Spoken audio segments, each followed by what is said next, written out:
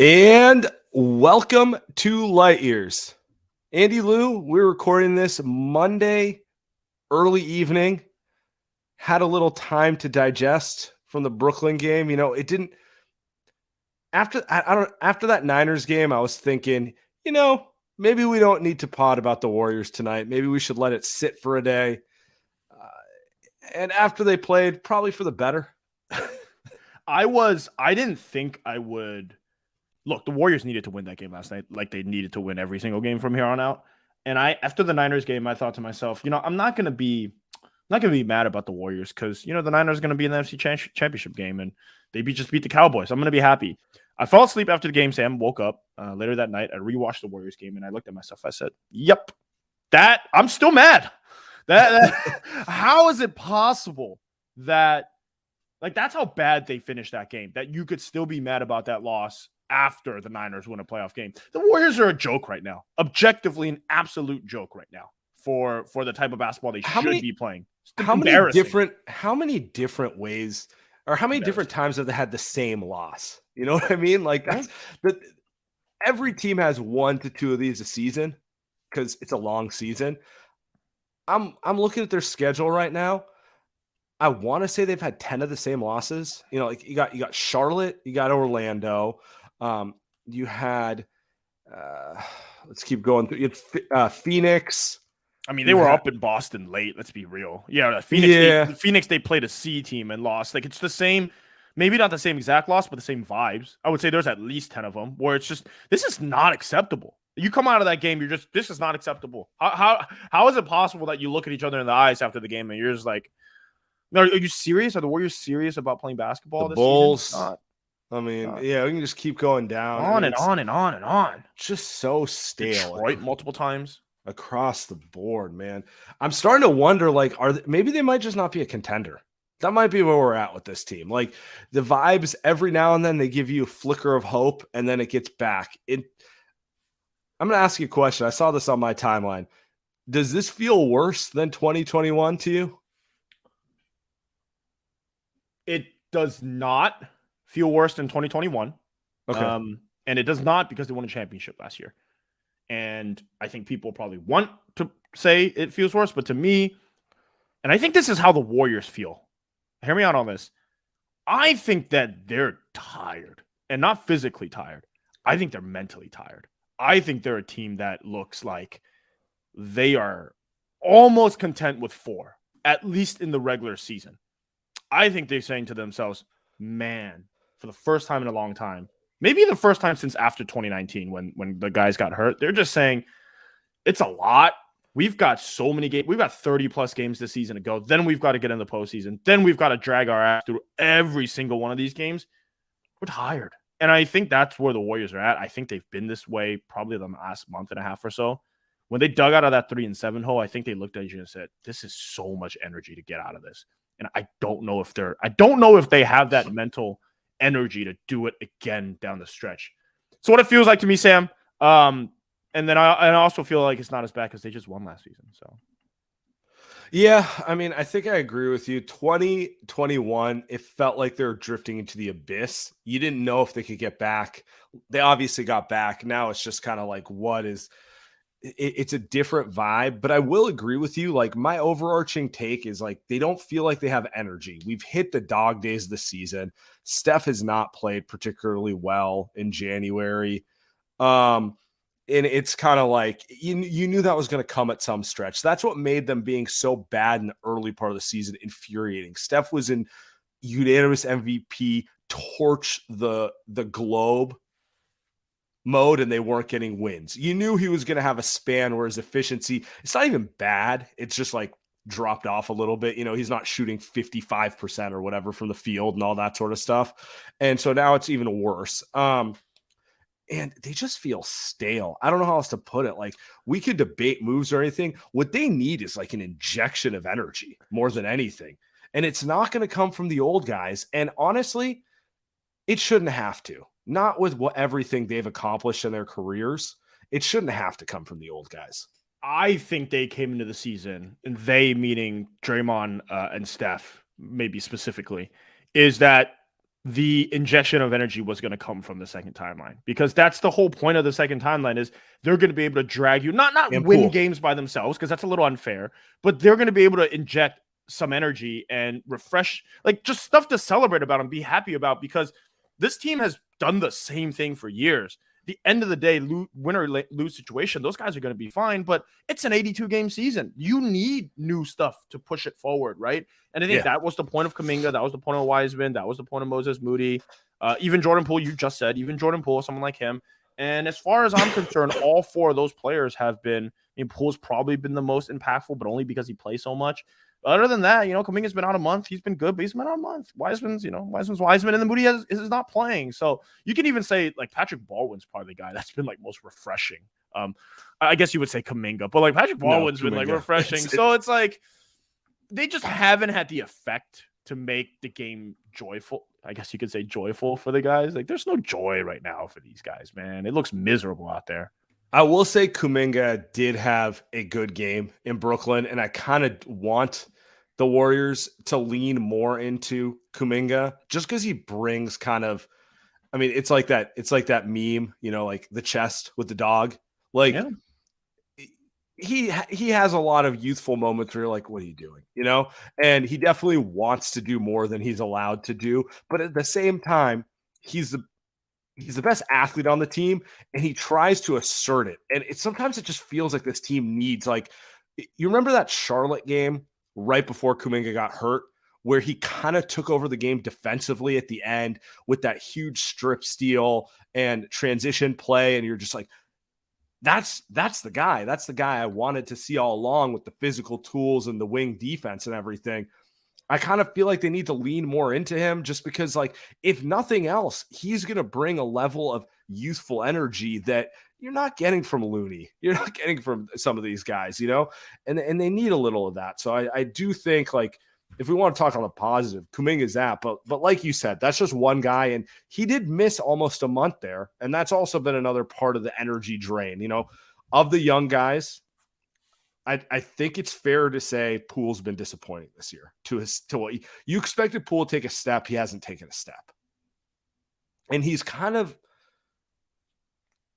do you agree with me? He's kind of a head case, like where he and people are gonna take that the wrong way from me, but I mean, like, he'll have games where he's like super energetic, then you have games where you can tell he's in his head, and it's just up and down in a way where I'm like, I need more of like just a positive energy stuff. I think I completely agree. I think part of that has been environment, because because he got punched in the face. Well, I was actually not even thinking of that. I was thinking more along the guys that he's playing with, because he got put in a position where he was playing with JaMychal Green, James Wiseman, and Kuminga to start the season. Like, what is, in retrospect, my God, was that bad?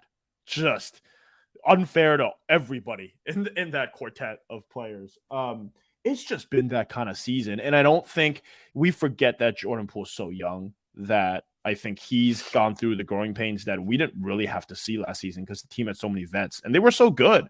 Everything was so good last season. I think when people question, I think Slater always brings this up. He always brings up the Reggie Jackson, and I think Poole's going to be a lot better than Reggie Jackson for his career. But when Reggie Jackson signed his big contract to go to where did he go? Detroit.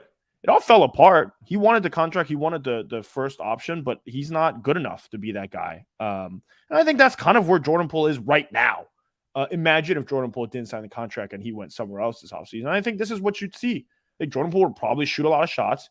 He'd probably have some cool highlights, but ultimately he wouldn't be a winning player on that team, because it's not Jordan Poole right now. But as we saw last season, he can be for the Warriors in the right system, but he's not right now. I mean, you were watching last night. I watched it in Boston. Even the game against the Cavs, I mean, he's making some defensive miscues in crunch time where you're just like, that just lost us the game. In Boston, he literally lost them the game. And it's hard because he's also scoring 30 points, and you need that. But you know me, Sam. Andre Iguodala as the 5, like, the guy's not making a mistake on defense. Like, he might not score, but he's not making a mistake on defense. And that's the thing with the Warriors right now, too. Just macro issue is that they can't fucking defend. They can't defend. Just, I might be able to score on this team. It's pathetic. Missed rotation, open three. Yeah, over and over Clockwork, again. clockwork. Over and over again. The other player who's really struggling right now is Andrew Wiggins. Yeah. And so I'm just saying this with kind of, it is what it is at this point with him, but like since he's come back from injury, 34% from the field, 22.7% from three. He's not rebounding the ball. Steve didn't even play him down the stretch in Brooklyn. I'm assuming something's a little off with him health-wise, but that's a big one too.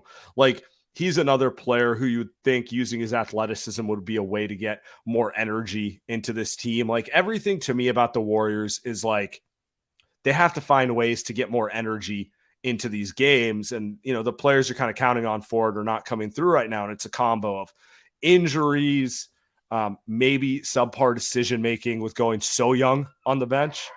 And then like getting back to Wiggins, he is hurt. It is what it is right now, I would be surprised if he still the Warriors are a team that doesn't play a guy till he's 100%, right?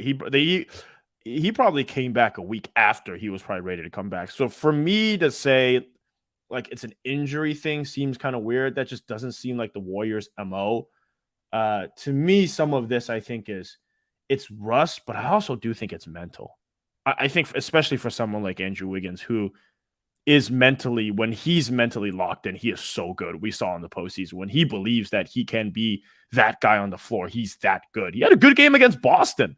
Like, let's be in that second half, in that atmosphere, when he saw Jason Tatum across from him, he said, yeah, I'm going to be who I was.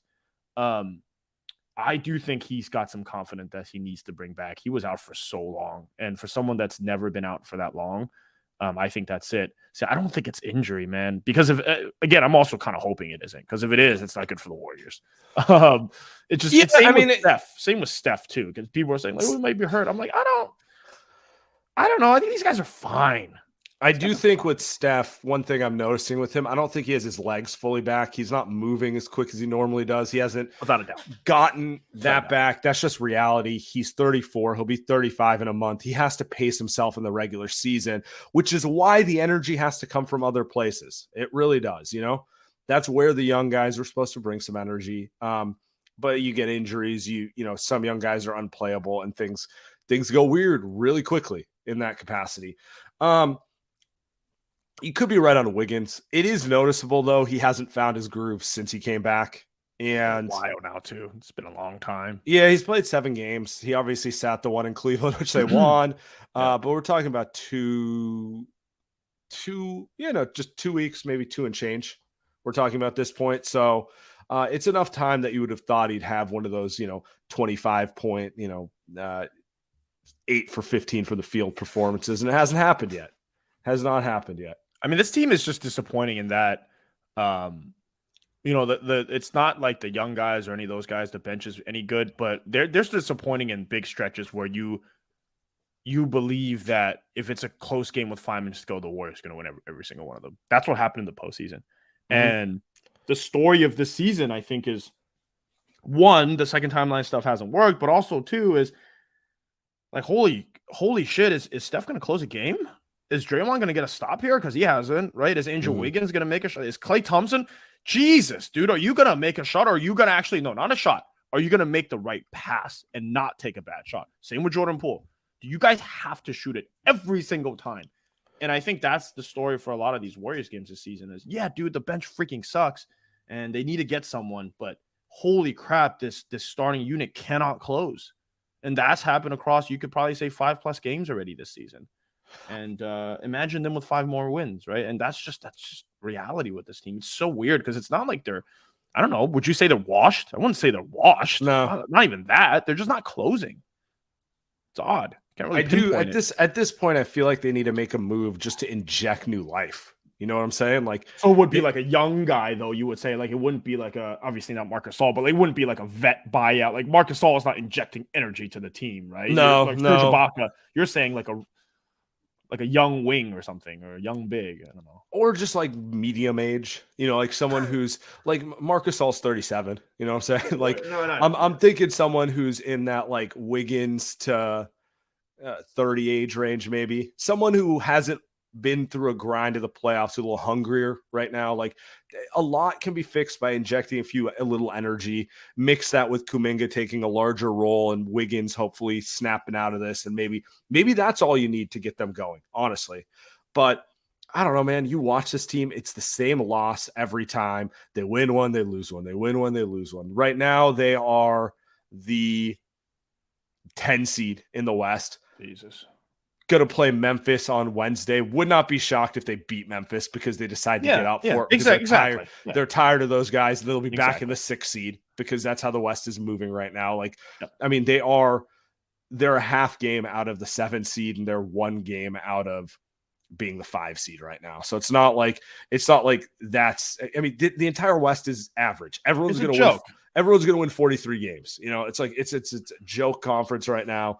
But they really do need an injection. And I feel like I'm glad we didn't record after last night's game because it would just been angrier.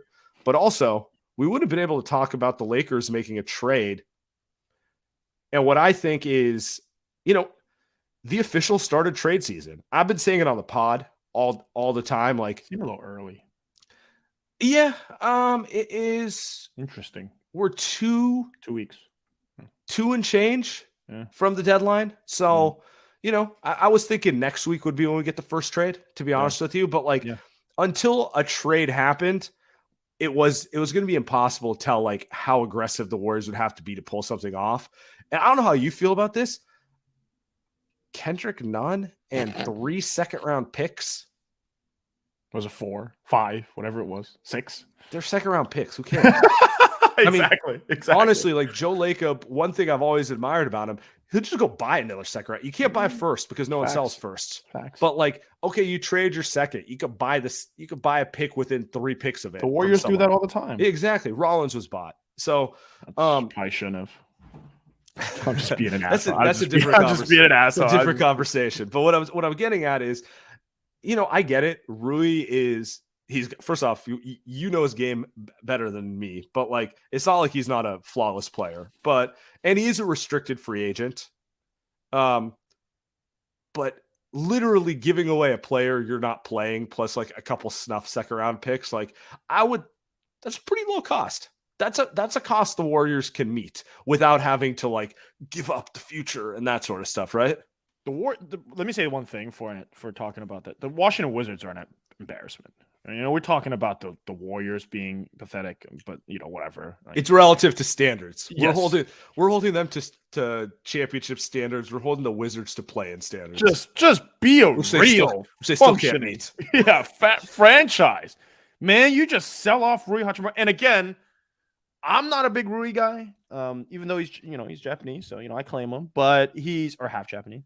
He's not that good. Like he's a chucker, he's a mid-range guy, doesn't really play defense, right? But you know what the Warriors did a couple years ago that I also didn't like? Got Andrew Wiggins. Because he's athletic, he's got pedigree. They think they can turn him into a good defender. I don't think anybody was saying Andrew Wiggins could be a lockdown defender 3 years ago.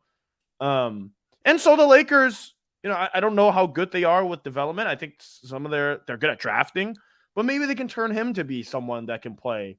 He's got the tools. Stretch 4. Yeah, exactly. So he's a 9th pick overall. Not like he was a second-round pick. So this is not a guy that has no physical capabilities, right? Like he could be a baller.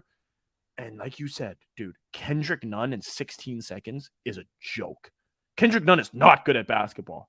He could shoot it a little bit, but he's not. And he definitely doesn't have the physical profile like someone like Rui, who, if it ends up well, because they're taking a swing here, if it ends up well, is a two-way player that could play in a playoff rotation. Whereas Kendrick Nunn, you're like, dude, this guy's not going to be a player anyway. It cost them nothing to do that. And I want to piggyback off that. I wanted them to get a player like Rui because that's who they've proven they're incredibly good at developing. You brought up Andrew Wiggins. How old was Wiggins when the Warriors acquired him? 25. 25, probably. Yeah. How old is Rui? He's turning 25 any day now. They're both wings with outlier physical gifts. Like the most attractive quality about them is their physical gifts and the fact that they have some touch.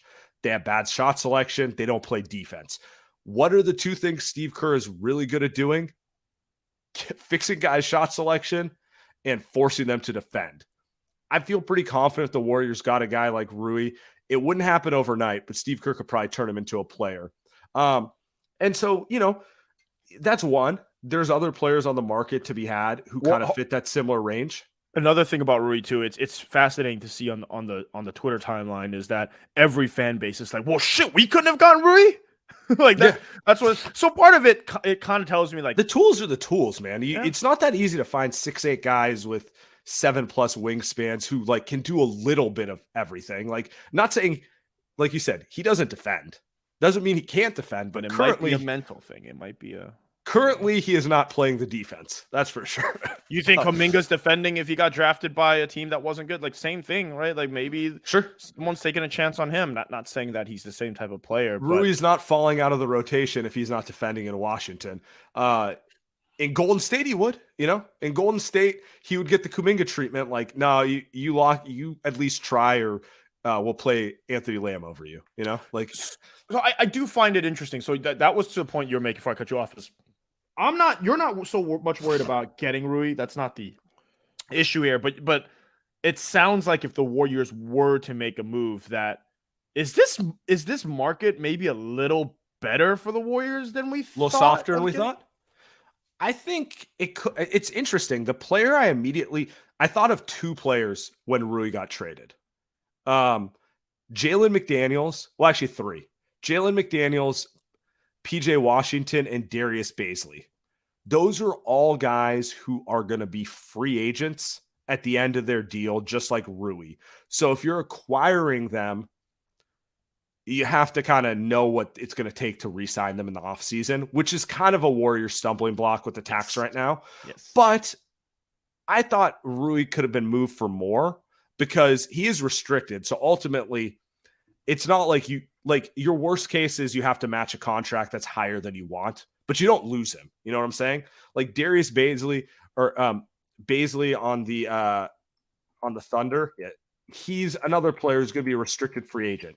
You have all the capability of bringing him back if you're willing to pay the price next year. And I thought just having that restricted tag would be able to get a first-round pick for some of these 24, 25-year-old wings with, tools who haven't put it together.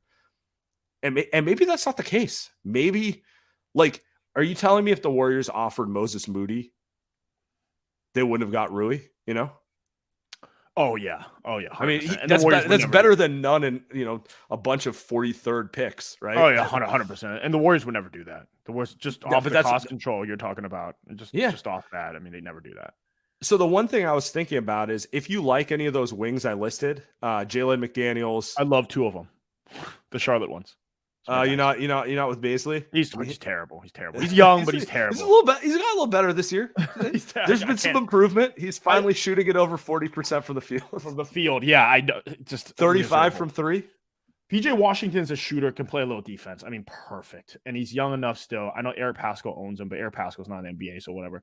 PJ Washington's That's also like one of those weird things where I'm like, randomly Eric Pascal turns into an all-star versus him. Funny as shit. I mean, we didn't have much that season when the Warriors were winning 10 games, but we had that. I do agree with you. McDaniel's probably the best of those three I listed.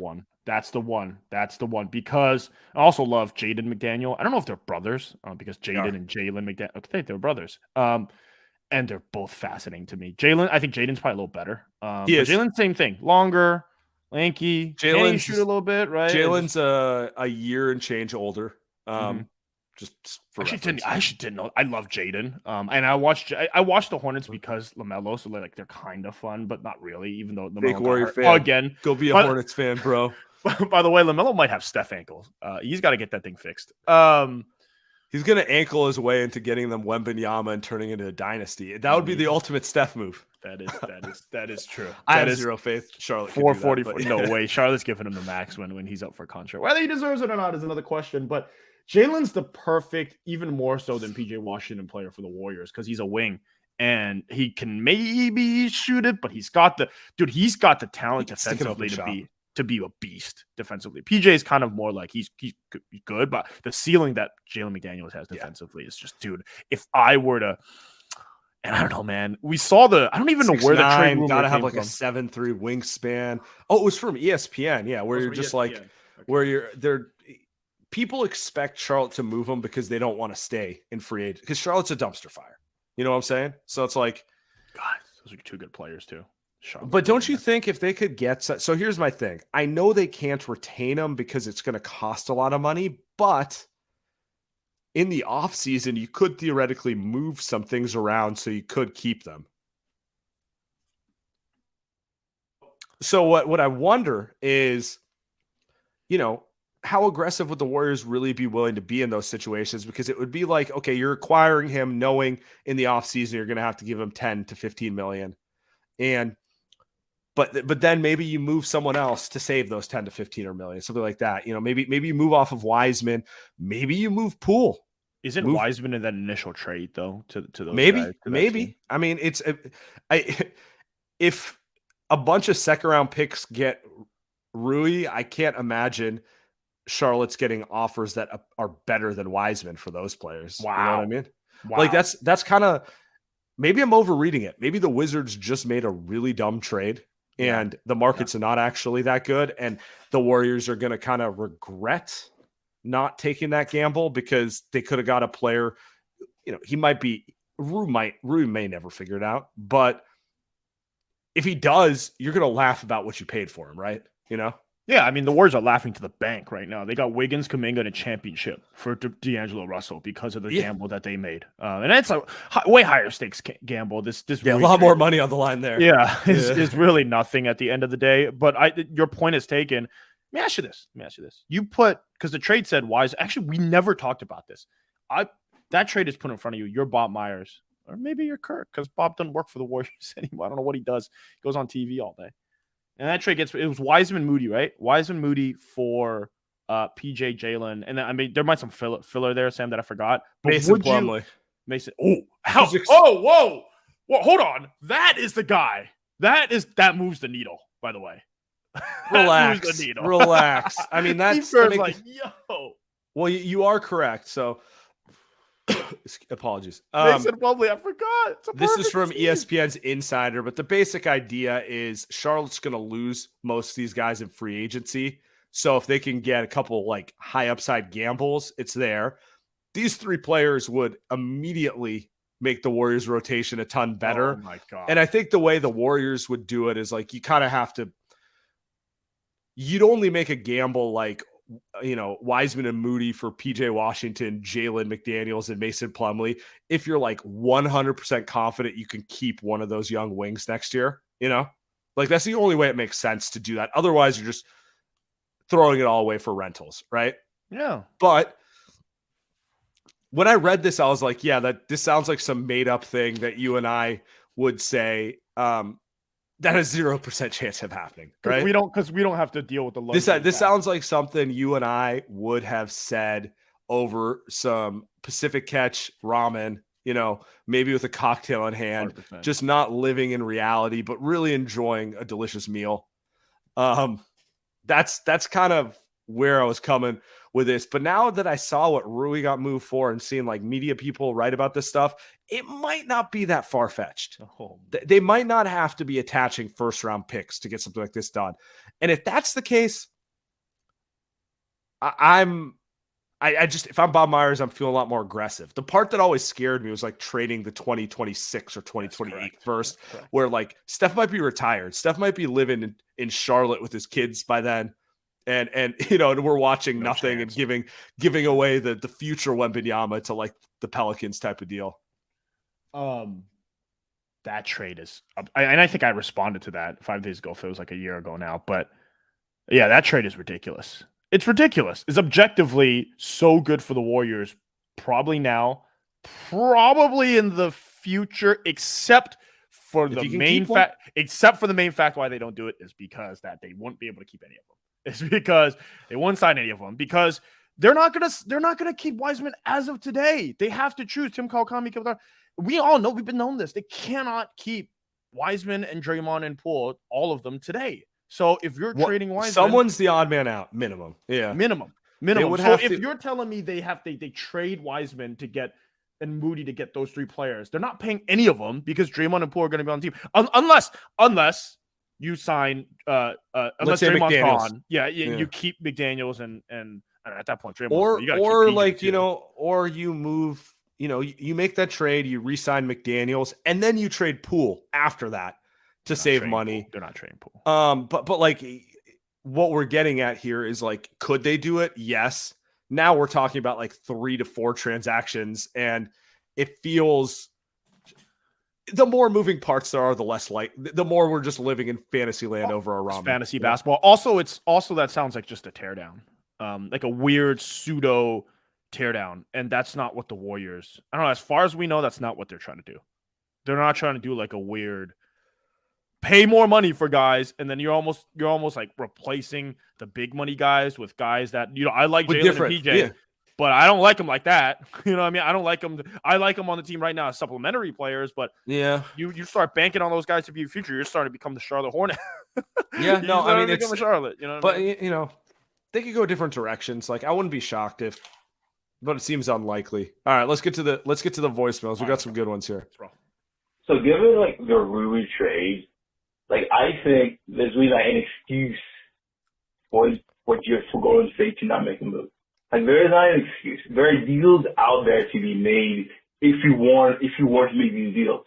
Like not saying like give up the farm for a pleasure, but like there has to be an attempt to actually try to improve this roster in some way. Like, that's an attempt to actually try.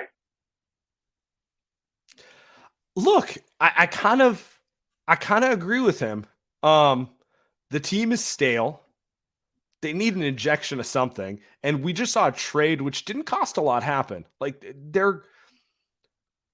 how would you feel if the Warriors didn't make a move? Oh, dude. It depends. Is it a buyout only move that they have? Something to me feels like they're just going to get rid of JaMychal Green's contract. But yeah, dude, I wouldn't be surprised if they don't make a trade. It wouldn't surprise me. Mm-hmm. And frankly, the fact that they have to make a trade to give them, like you said, the injection, is a direct. That's a direct feedback of the second timeline plan not working, because dude, you didn't need a trade. The point of these guys were that Kuminga's going to give you the energy, Wiseman's going to give you the energy, Moses Moody was going to come in this year and going to be the 8th man. That's what those guys were supposed to do, man. You're not supposed to need to make a freaking trade, and now they're in the point where they do, and that's they were supposed to have a roster that actually a vet buyout was exactly what they needed. They're like, there's a buyout guy. This is just going to clean up the fringes of the rotation. Exactly. All right, got next call. Hi, Sam and Andy. This is Laurel. I enjoy your podcast, and I have a question. Is it possible that the Warriors core has just become too old to play motion offense, at least for any extended period? And if so, what could they do about it? Thanks. You know, no one's ever asked us that question. I've never thought of it that way. That's a great call, Laurel. First thing I think of is like LeBron, how he just like rests on defense, and they run like a lot of like simple like isolation or pick and roll to limit movement so that guys can play more for aging. Which I'm not saying the Warriors should do, but like it speaks to the point that like it does take a lot of cardiovascular fitness to run around as much as the Warriors do. I don't think so. I don't think age is the reason they're struggling, because the motion offense isn't the reason that they're fouling on defense. You know, like it's just you could say fatigue, I suppose, but that's not what I'm seeing from it. I think if anything, their issues with the motion offense are they might not have enough high IQ players to run it. That is, dude, you freaking stole it at the end. That's why the motion offense isn't working. And we saw it not work before. Is they got too many idiots trying to play different stuff. You know what? I take that back. It's not idiots. It's people that have been used to playing a different style of basketball their whole life. And that's really the rest of the NBA too. You think the Lakers would be able to run motion style? You think that actually the Celtics probably have enough smart people to play motion offense, and they kind of do. But beyond that, Miami doesn't have enough ball handlers, right? Like there's not many teams. Like Dallas is not running motion offense. All these different teams in the NBA, they're not running motion offenses because it's not the motion offense that's hard to run. Everybody can set a back screen, but it's the constant moving and cutting and also playing without the basketball and playing with each other without the basketball. That's hard. That requires great passers. That requires the ability to understand where to be. Steph relocating, that type of stuff. That's not something you just learn. It's something you just like. Otto Porter came in, he just knew it because he's done it forever. Georgetown, Nemanja Bjelica, it's an overseas type player. That's a style that they play. So he knew what to do. GP2, he seemed like he just kind of. I mean, his role was pretty defined, so it's pretty easy. Damian Lee, JTA, those guys were role players that just had to play this way because they weren't going to be in the NBA. But when you're talking about Jordan Poole's going to be in the NBA regardless if he knows, understands whether to relocate or not, right? And Kuminga, Moody, they're just too young to figure that stuff out. So I don't know. I for a second I was like, okay, the fatigue stuff does make sense, but you're right. It's IQ. Just don't have enough smart players on the team to play this style. Sorry, guys. Defensively too. I was wrong. You were right. Good win. Hope we can do it again next year. Go fucking Chiefs. Go Bengals. Mahomes getting that second ring gonna feel like Steph in 2016, 2017. The NFL's Steph Curry gotta do it again. On my hands and knees begging. Looking forward to hosting a playback on Friday. Go game, guys. Oh, you're right.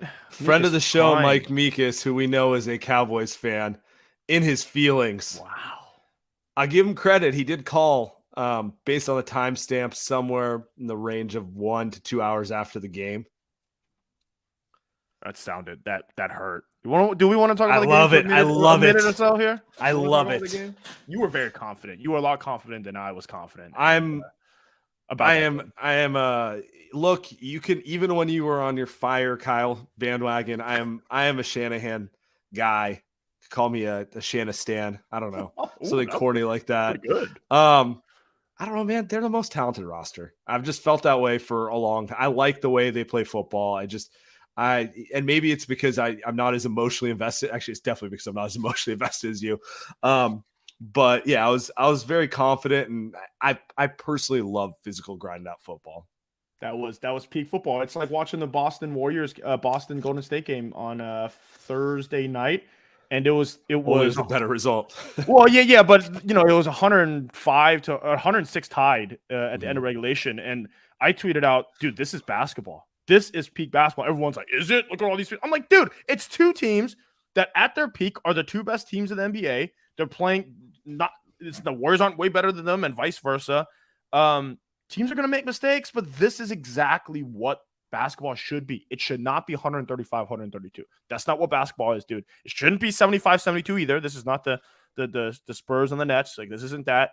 But I think the perfect slot there. 19 and 12 yesterday was kind of nasty.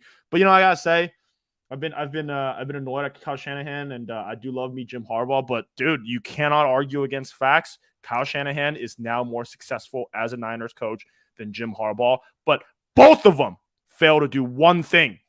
Neither of them have a championship. So hopefully this is. We'll see. It's a little early. We'll see.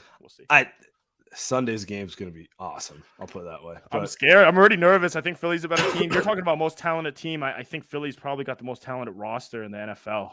They've got the same. The Niners got better talent. Really? I mean, they got the weapons on offense to match the Niners. They've got a great D-line, just like the Niners. Devontae, AJ, it's Jalen Hurts. Quarterback matters more. No, it's a good team. You're in Philly too. I was surprised at the line -2.5 for Philly. I thought it was a little low. I was surprised that they came in that low. But I think now is going to run it down their throat. Oh boy, thought they would this week too. Cowboys that can actually guard the run. I don't know if that's true about the Eagles. But next one, let's get back to the miserable team at Chase Center. Guys, how you doing? It's Paul. Look, I got to be honest. I have two things about the Warriors' loss. The first thing is the team can always do with another big wing, someone who's 6'8", 6'9", or above. the reasons are clear. The rebounding, the shooting, the passing, the defense, which has struggled. But the second and most important thing is these guys got to play better. You know, past two games, Celtics game, and yesterday against the Nets, Steph has been bad in the fourth quarter. Like, he's been bad in the fourth quarter. Like, Clay has been bad in the fourth quarter. Wiggins has been a mess since he came back from injury. You know, so at some point it's a matter of these guys just have to play better. You know, it's not always about a big wing or a front office trade or whatever. Like, these guys got to play better.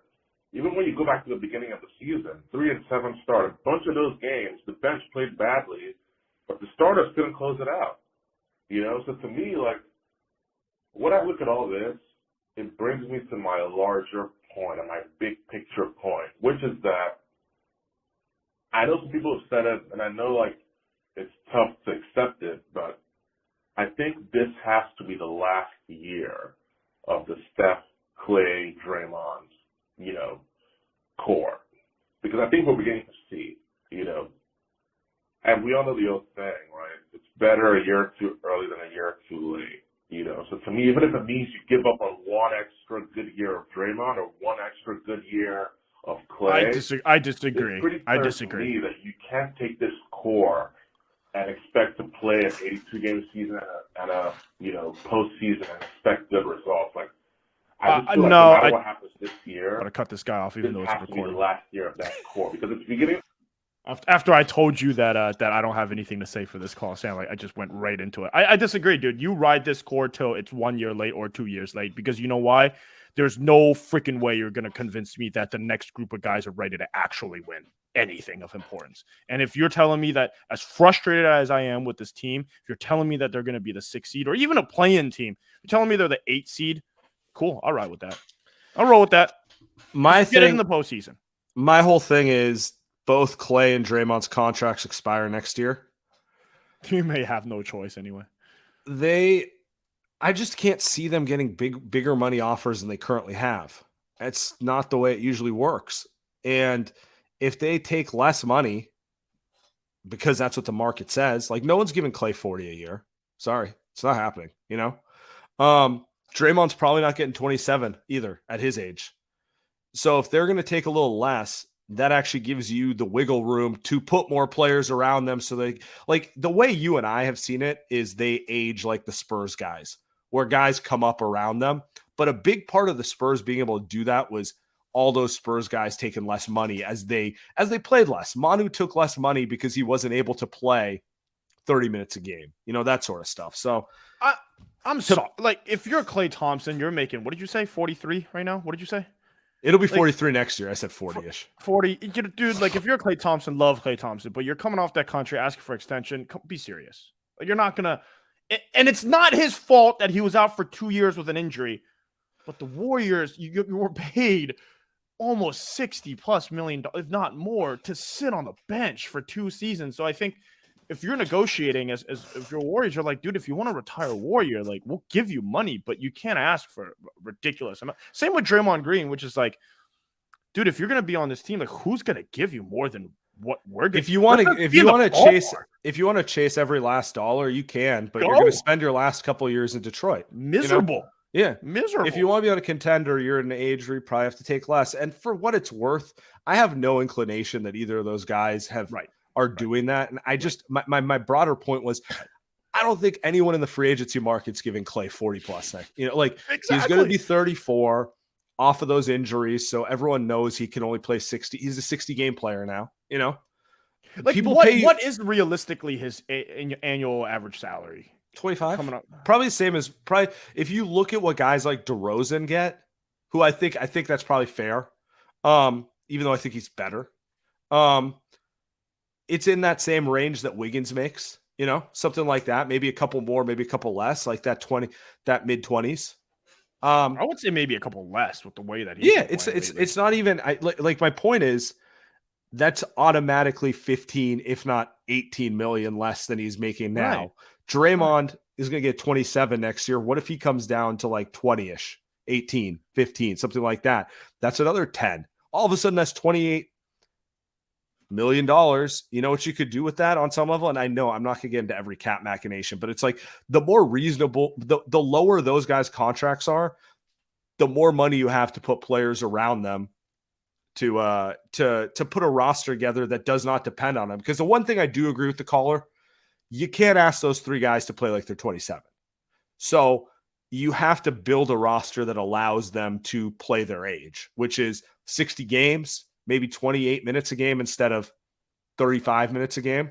And I think that's coming no matter what. Anyway. That's the problem right now. That's the problem right now is that Draymond essentially saved the season with that stretch at the 5-0 run, but they're on track to get the season wiped down again because he's exhausted. And these vet guys, Steph looked like Steph's he was he was about to die in Boston. I mean, that shot that he took at the end, he was exhausted. He was no one's in better shape than Steph Curry. That does not mean he's not 35 this year. And like, there's going to be stretches of the season where he looks a little slower, you know? And it's just the reality with roster building. I try not to address that stuff just because it's like, look, we're going to have to address it next year anyway. You know what I mean? Like, it's one of those things where it's like, why bother with it right now? We're going to address it in a year's time. Let's keep going. Do we have one more? Or we're good? One more. All right. Hey, Sam and Andy. It's Jake in Chicago again with an update. Since the Warriors season started, they're at 23 wins, and Warriors players and front office have produced 21 podcasts. See you, boys. See you, boys. That's it. Got it. I mean, look, man, I think it's legitimately within the realm that they'll produce more podcasts than wins this year. That they've got at least 2 or 3 more coming this week. You think the Warriors are already 0-1 Sunday, so they've got 2 more games this week? I mean, just got Memphis, got Toronto. They're gonna beat Memphis and lose to Toronto, aren't they? And then they've got Oklahoma City on Monday, which is kind of like a must win because Oklahoma City's in the exact same. They're right on your tails. Yeah. The Warriors are so embarrassing. It's so embarrassing. They're so embarrassing. This has been a great show, though. This has been a great show. I think it feels like every game, I bet you the Warriors come on Wednesday and say, this is where we're going to turn the season around. Because then, me and you didn't do a show after Boston, but it felt like that game was where the Golden State was like, we're going to turn the season around with this win. Yeah. And we are again. They're going to do it again on Wednesday against Memphis, Sam. They're going to do it again. So they'll run it back. We'll be back after Memphis, guys. Appreciate